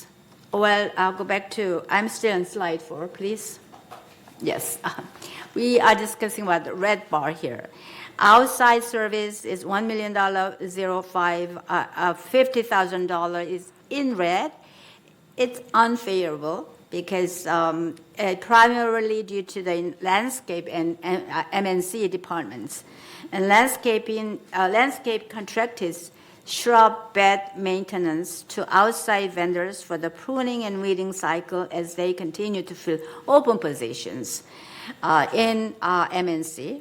There have been more moisture intrusion that has been an issue for us. And that event's caused by rain than anticipated at the time of budget preparation. The variance was furthered by the timing of the waste in the remediation program compared to its budget spread. That was the largest red bar shown here. And then materials and supplies, $150,000 in red. Unfavorable variance resulted from more materials being used within the mutuals, specifically from more appliance and fixture replacements than anticipated at the time of budget. Affected areas include water heaters, oven, cooktops, and dishwashers. Offsetting these expenses, there have been less materials used than anticipated for kitchen and bath countertops due to staff shortages. In addition, paint exterior had a favorable materials variance due to higher than anticipated dry rot repairs necessary to take place before sections can be painted, causing the program to fall slightly behind schedule. Next slide, please. And slide 5 shows our non-assessment revenues earned to date of $1,812,000 approximately. So exactly, to be exact, $8,011,874. And revenue is organized by category, starting with our largest revenue generating category, investment income, 31%, followed by fees and charges, 30%, and laundry, 11%, and then lease processing fee, resale processing fee, and so forth. Next slide. On this pie chart, we see the expenses to date of $43,606,000, showing that our largest categories of expense are for employment compensation, which is 26%, and property tax, 26%, almost equal, followed by outside services, 20%, utilities, 9%, insurance, materials, and supplies, and so forth. And in the upper right corner, we show a breakout of utility categories: sewer, water, trash, electricity, telephone, and so on. Next slide. On this slide, we see those same expenses excluding property tax. So if we exclude that, then employee compensation is the largest, and then our services, so on. Let's go to next slide, please. Our fund balances are shown here. The contingency fund balance on October 31st was $1,177,000. And contributions collected totaled $63,000 with no expenditures to date. The reserve fund balance on October 31st was $15,820,000.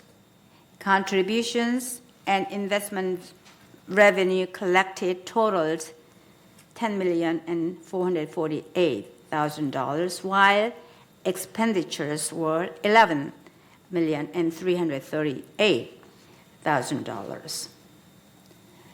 Next slide, 9. We compare this to historical fund balance for the past 5 years on this chart, which have averaged $18.9 million. So this will go to reserve study, and we need to be watching out where the level would be, so on. And slide 10. We have a slide here to show resale history from 2021 to 2023, where our president initially at the very beginning of this meeting mentioned about resale, so on. But through October 31, 2023, United resale total 284, which is 84 resales lower than the prior year for the same time period. The average year-to-date resale price for United Mutual Manor was $356,000, which is $3,000 less than the prior for the same period. Up to this point, do you have any question? Steve is here. Yes? Can we get a copy of what you're reading? I don't think it is in our. Yes? Yes, it's in there. It is? Yes. So. Yes, it's the pie included in our charts packet, right. and everything? Oh, okay. Okay. Okay, thank you. Any other questions? Oh, I have another question. The expenditure on the contingency, how come it's zero expenditure? Sure. Whenever we require money to be spent from the expenditure fund, we will come to the board, typically with the finance committee first and then the board for approval. We've not yet had the need to pull from the contingency fund in 2023. All year? All year, correct. And the contingency fund is for what, emergencies? Sure. Generally speaking, it's for emergencies or unplanned expenditures. So right now we've added enough budget to cover the expenditures that we were unforeseen. We've had some availability left. And right now you're, I believe, at an operating surplus at the moment. So there's been some favorable. So there's money in the contingency fund? Correct. So that has not So yet been pulled. You could put benches in or something like that with the contingency fund? Potentially. So there's also, correct. So either the contingency fund, I mean, it's intended to be a savings account. So we could also, depending upon how much money you're going to be spending, it could come out of the reserve. So typically, anytime you're going to be investing in the community, it would be a reserve. So however, it just depends upon how much you're talking about. So so the reserve, so you would just put in something and say you want to spend something, a resolution for the reserve? Correct. Staff would put together a recommendation after we do a little bit of research in terms of costs, quantity, and we'd bring it to your attention and make a recommendation at that point. And we would make the determination whether it made more sense to come from the contingency or the reserve. Okay, thank you. Nancy, you have a question? Yeah, I'd like some clarification, and it's also kind of an observation about the MNC. We have budgeted for MNC employees whose positions we cannot fill, correct? So that money is available.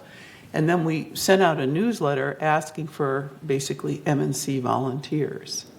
Now, they might not have the same job description, and this is a bit rhetorical. One, we have this money that's available there, and two, we're seeking people to fill these positions. Is there some reason that we're not advertising within the community itself?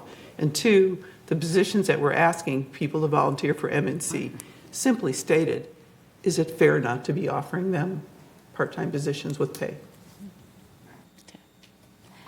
question Okay, is. next item on the agenda is 15A3, monthly resale report is there from January to December. And the report period, November 2023, the price is there, so you can take a look. And also monthly active leasing report is on the page 2 and 2 of 15A3. So still, this year total, I mean, it's on red or pink. And last year was green or blue. So we have much higher leasing rate this year than last year.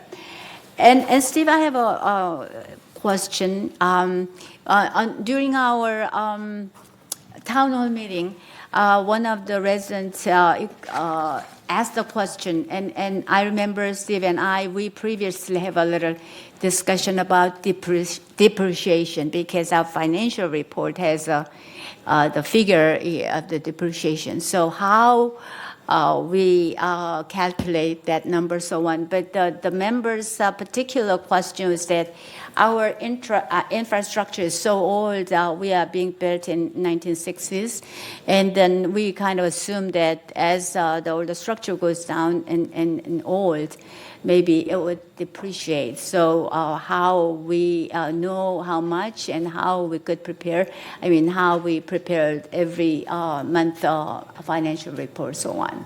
Can you briefly explain that process? Correct. And I'll do it in two parts. First, from a financial statement perspective, depreciation is not something that it pertains to United specifically. So the rules changed under the accounting guidance many years ago to where, and I won't bore you with too many of the details, but if you look at your balance sheet right now, everything is fully depreciated. If you happen to look at the balance sheet, the only difference is about $8 million, and that's your land, which doesn't depreciate. The accounting rule that changed many moons ago was that as you bring in your roofs, as you make those repairs, it's expensed immediately. So, and I'll leave it at that. So there is no depreciation on a go-forward basis. But I will, to the question in terms of how you plan for the future. So I will point out in the green book that was, it's now saved online, and all the board members have their own copy. If you turn towards the back, specifically beginning on page 23, there's a detail of all the activities that are planned for the upcoming year and for the next 30 years. Granted, we only budget 1 year at a time. And if you see something out in, say, 2030, it's not precise, right? This is intended to give you a guideline of where you should be putting your money towards in the future. The individual departments that are doing the work on your behalf, whether it be MNC, General Services, or Landscape, they bring to, during the budget processes from March through September, they bring to your attention and they make recommendations on where we should be investing in the community. Again, they have a plan of when your roofs should be repaired, when you should be doing slope repairs, so on and so forth. But at the end of the day, it's up to the board during the budget approval process to make those authorizations to spend the money. Steve, I have a question. I'm not sure whether this question is a right question to ask you. Towards the end of last term, either September or August, there was a big deal about passing a resolution on private lending. Do you know of any activities, or would you be the one that be informed if there is any? Because I haven't, prior to passing the resolution, there were lots and lots of discussion, but then I haven't heard anything, so I was wondering if anything is happening or we don't know anything about it. I don't stay on, forgive me, I don't stay on top of the resale details for who has loans and who has not. The last time I was informed, it was about 2 weeks ago, and we had one in the process. I see. So, and I believe that they were supposed to close in the first couple weeks of December. Okay. But beyond that, I don't have the details. Okay, yeah, So thank at you. the next finance meeting, I can be happy to provide Yes, an update and or have one of my colleagues come in and give a presentation. Okay, thank you. Nancy? Yes, just in conclusion, my observations about the M&C volunteer versus employees, et cetera, that comment, I think that the report raised a question for me, and I would like to defer that conversation. I think is appropriate in executive session. Okay. Who's next? Sue? I have a question. I just want to make sure that we understand the contingency fund. Microphone. Oh, that would be very helpful. In fact, members have told me that they will only vote for those people who are bright enough to turn on their microphones. So I hope that I am forgiven on this and can make amends as we go forward. On the contingency fund last year during our budget discussion, I believe there was only $1 that was going toward the contingency fund, and it was decided that we should increase it by $1, and perhaps I've got those numbers wrong. That's why I want to ask you. We were advised by the Finance Committee and staff that the fund was low and we needed a better cushion. Because I remember fighting last year to try to get more money allocated for roof repair, and we should take it out of the contingency funds, and everybody had a heart attack that we cannot touch the contingency fund unless it is, a super emergency. So can you help me out with this? Absolutely. So you are correct. In that 2023, $1 of your monthly assessments was going towards a contingency fund, and in 2024, you've approved $2, so an increase of $1. I would again encourage you to continue to contribute to contingency fund as opposed to deviating money elsewhere. Again, it's a savings account, and all that it also helps manage your cash flow. For instance, there's various times during the year where, forgive me, but in April when you're paying money towards your property taxes, you've only collected $4, but you're spending $6 in April. The contingency fund allows you to have additional cash flow. Again, it's about $1 million balance at the moment. To pay your bills, to take advantage of discounts such as your prepaid insurance and other items like that. So two benefits. Again, it acts as a cushion within your savings account. And then additionally, when you do have projects that come up, you'll have the ability to spend that money. For instance, using round numbers, if you budgeted $10 million for your operating, but all of a sudden something popped up that you really wanted to invest in, or you have tragedy happen within the community, you have a bit of money, that you can tap into. And then the alternative would be to tapping into your investments, which you don't necessarily want to do. But again, just repeat myself, I would encourage you to continue to contribute to contingency fund. It acts as a cushion, and it has been suggested by your residents in the community oftentimes when it comes to, rather than borrowing from reserves, it would be nice to have money in your contingency to pay for some of the items like property taxes. If you boost that balance up high enough, that will satisfy that problem that we have occur every year. Oh, thank you. That's very helpful. Paul, did you have something? Yes, this normally never happens, but we do have a member comment at this please. time. Maxine?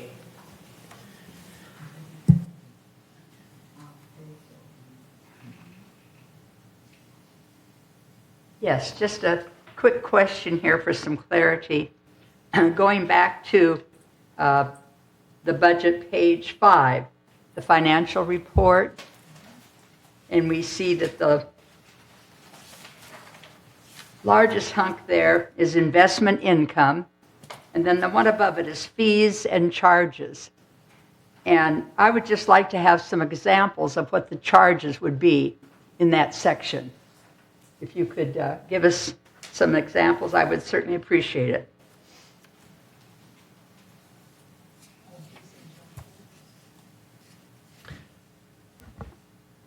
Absolutely, and thank you for the question. Again, I'd also take this as an opportunity to encourage anybody who has detailed questions when it comes to the financials to please attend the finance meeting.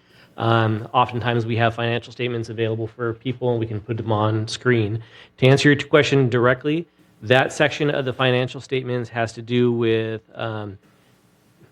forgive me, if you need a service, someone to come out and replace a light bulb or do repairs, that is the fees that make up that section. In addition to that, and that's about half of the revenue, others is permit fees. And then in addition to that, we also have the backlog of damage restoration services. So back in 2019, 2020, given the circumstances around COVID, we didn't have the ability to get into people's homes to do the backlog, the damage restoration, hold hearings, all that kind of required steps. So we are now going through the process of billing individuals for all the work that was performed in those previous years. So that's contributing to that revenue in fees and charges. So, and that's roughly probably about 30%. Again, half of it has to do with charges to residents for various things that they are incurring. And again, the other component is permit fees. Absolutely. Ellen? Okay. Does it include, the fees include like fines, like vehicle fines, or, charges for? No, so all those take place down in the 1%. So if you see on the bottom right where there is miscellaneous, so we have resident violations, additional occupancy fees, variance processing, photocopy fees, a whole bunch of stuff that makes up the miscellaneous balance. Just a quick question, and it could be answered in the future. I certainly don't expect it to be happen today. But I know that we're always trying to keep our assessments down. And, so you have the common fund, and then you have user fees, to try to supplement it so that the people who are using specific activities or product, are charged that amount. Are we in line with what Third is charging? I have heard that Third has far more user fees associated with services that they provide than we do. And I don't know if that's an urban legend or if it's true. If I would like to do a comparison and see if we could learn anything from them. Yeah, we have the information available and not readily at my fingertips, and I'll put it together. And again, I'd be happy to present that at the Finance Committee with permission of the Treasurer. Thank you. I appreciate that. Okay, thanks. We'll move on now to committee reports, more committee reports. Again, if nothing's happening, you can say nothing's been happening. Or if you've already told us all that we need to know, say that too. So architectural controls, Tony. Thank you, Madam. Thank you, Madam President. Just like we had our meeting, we're working on these architectural control standards 1 through 44. And our next meeting will be on the 21st, where we will be discussing architectural control number 20. So this is important for the value of your stock. So come to the meeting. Thank you. Okay. Pearl, member hearings. Membership hearings has been taking place twice a month, first and the second Thursday from 9 to 4. We are filled with appointments, having a very heavy load, but it's moving right along. And I thank our members, Nancy Carson and Maggie Blackwell. Okay, governing docs, Maggie. Okay. We met and we did resale packages and all kinds of things that you've already voted from. We also will be doing smoking rules this time, and we will be going through some of the regulations, operating rules, and we're going to try and yellow them instead of rewrite them. If we just highlight certain parts, people will understand that without us having to rewrite all of our regulations. So we're looking for that. And in the case of the smoking policy, there's some wording tweaks that need to be done that are simply just for understanding, not material. And so we will do those things to make it easier for residents when they see this thing. They don't need to read all the fine print, which isn't fine print, and make it easier. Thank you. We're meeting, I guess, next week sometime. Thursday, December 21st at 1:30. Sue? I have a question, and I would like you to take a look at it. I don't expect you to respond today, Maggie, but in the on page 2 of 4 of your committee report, I think it's agenda item 15D. I'm sorry, I don't have the exact address. Because everything is patched in, it's a little difficult. But it said that you guys looked at updating the forms that we use. And the open forum was changed to say, at this time, only United members may address the committee regarding items not on the agenda and within the jurisdiction of this committee. I understand that you want to target this to association members, but we have so many elderly people who really can't make it, and they send people on their behalf. We also have people who don't speak English, the Korean community, the Chinese community, the Persian community. And so I was wondering if we could possibly say, or their designee. And I don't know if that's possible or not, but I just fear that by stating that only United members, that could... Okay, what usually happens then is they have a relative or neighbor come with them, and they stand before us and give us their name and manor number, and then they say, this is my cousin, he will help me, or this is my neighbor, he will speak for me, so that we know that it is the member here who is doing it. By law, it is the member who is supposed to be speaking, but a relative or a friend can come stand behind them and assist, and they do. What if they can't make it? Like, we had several complaints about a person who was like in his 90s, blind, unable to attend. They can send an email to United, and United farms that email to the right group. Or a letter. Or a letter. Yeah. They can send an email or a letter. And if we get an email or a letter, we just forward it to others to get it in the right position. So it doesn't have to be specific or targeted when they email it, but it is sent to the correct place. Thank you. Landscaping, Sue? Oh, yes.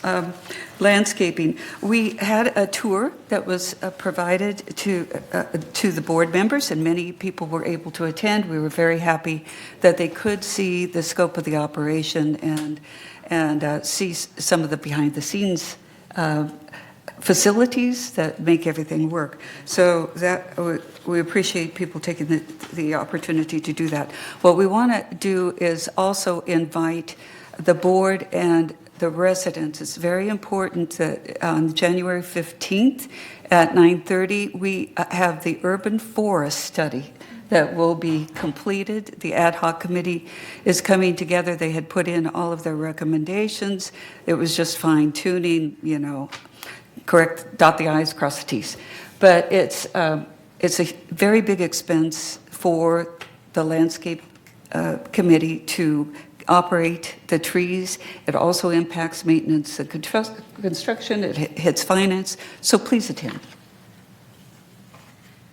No, maintenance and construction, I gave that report last time. We haven't met since. Madam President. Oh, sorry, Mickey. Yeah, that tour, I really appreciate it. I've been living in this community more than 11 years. I didn't know those areas existed. So I really appreciate it. And all the nursery and those mulling company, wow, it was great. So yeah, I encourage you could open more opportunities to the board members and residents because, everybody has to know. So I am thankful for that. That's great.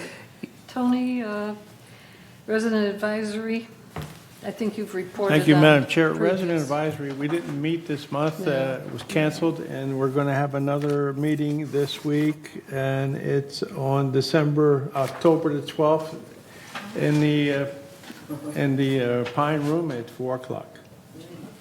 Moving on to GRF committees. We didn't do the MNC? I previously reported on that. We haven't met since October. and I Oh, okay, reported so on you're that just skipping. in November, yeah. Okay. Okay, I sort of talked over All right, people like I do. thank you.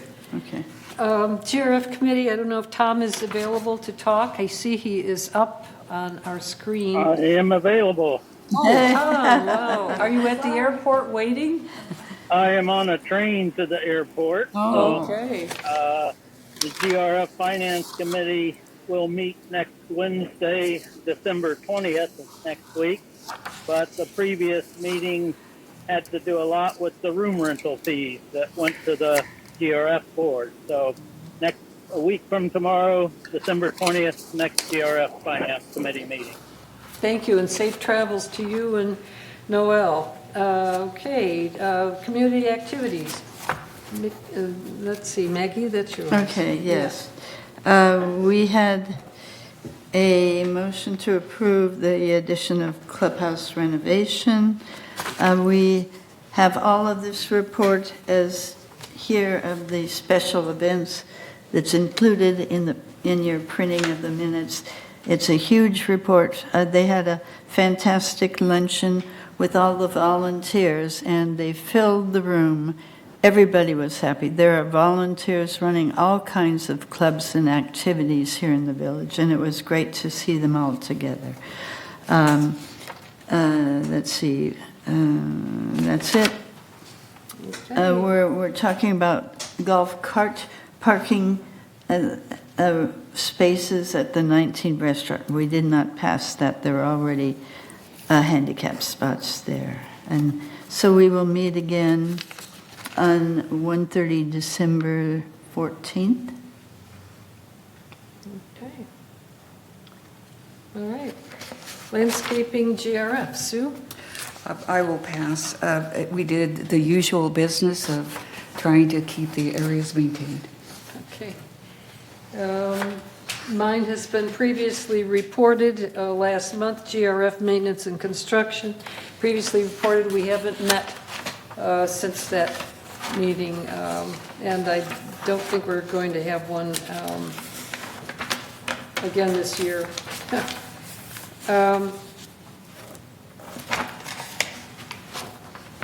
Let's see, media, and who's next? I'll do that. All Okay. right, please do. Okay, we met on September 18th. We have a discussion of purchasing. We will try to explain to residents what streaming is and what advantage that offers and so on. We're going to be adding a new Newsnet and sports news highlight to Village Television's current lineup. It is a neutral setup. It's at, let's see, it covers factual news reporting without adding commentary, and that might be a great relief for some of us. The Newsnet is offering 4 minutes per hour of advertising, which could be a potential of $10,000 and annual advertising insertion, and that's really nice. They will be added to the channel lineup. Fewer than 1,000 units do not have internet. So that means 17,000 plus do have of the 18,000 we have. And that's really great. So communication is improving slightly, and that's it. Thank you. We meet again Monday, November 20th at 1:30. If I may, Maggie and or other members of this committee, we continually get asked questions about the website, how to use it and how to go forward with it. And I know the ad hoc committee awarded the contract to update the website, so perhaps in the next time you could talk a little bit about where we are on that. There is a website committee. I'm not on it. But we can certainly get somebody to report for us. Thank you. Thank you, sure. Okay. I'm not on it anymore. Let's see. I believe we are on Mobility and Vehicles Committee. That's mine. Again, we have not met. It was previously reported in our November meeting, so there's nothing more to say about that at the moment. Maggie, Security and Community Access. Anything more? Oh, here it is. Okay. Yes. And traffic hearings, you might as well put them together. Oh, yes. We had one traffic hearing, and then we didn't have one. So I don't think we're having one this month. So we do not have them occasionally. They are kind of funny, but people are paying, and they are realizing something. And there are some interesting questions about parking of RVs and all that stuff. So it's a very interesting committee. We don't have a great number of people on our list, thank goodness. So, okay, for for the security and community access, we did also include in that a disaster preparedness task report. Clubhouse 3 is hosting, they held for shelter in place for a natural disaster. In prior years, we were talking about gathering at the clubhouses, and then we said, we're not going to be gathering at the clubhouses. We should be sheltering in place. And they will be putting out information in the future, the things you should stockpile water and have batteries and all those things. So we will be putting out those. Let's see. We have our security is monitoring everything. They hear intrusion of damage to our gates.